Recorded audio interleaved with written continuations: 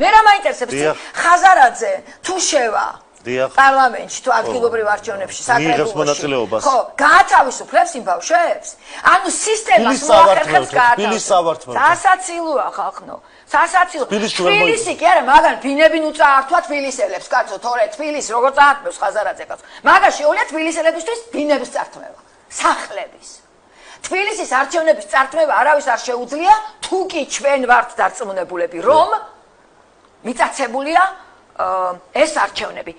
და მიწაცებულია სახელმწიფო ჩემთვის სახელმწიფო ბერკეტი მიწაცებულია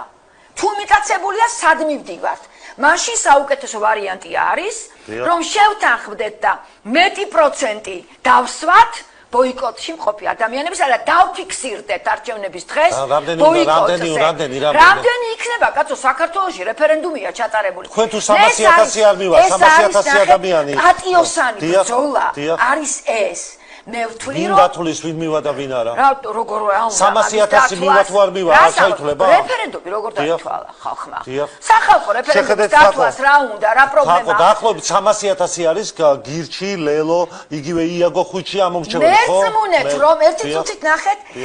ლუსტრაცია რომ მოხდება მერწმუნეთ რომ ვერაფერ ვერ იქნება ლელოს ამომრჩეველი ამხელა ხვდებით? ეს იმ შემთხვევაში არის, როცა ხალხი რაღაცნაირად აი ბოლომდე მაინც ფიქრობს, რომ იქნება ვენდო, იქნება რაღაცნაირად ვენდო. შენ თუ იგივე სცენარი შესთავაზე და იმ ხალხმა დაინახა, რომ ელემენტარულად პოლიტიკური თაღლითი ხარ. ეს გავიგე. გამორიცხე რომ იმდენი ხალხი წამოყვეს. წინა შეკითხვა მინდა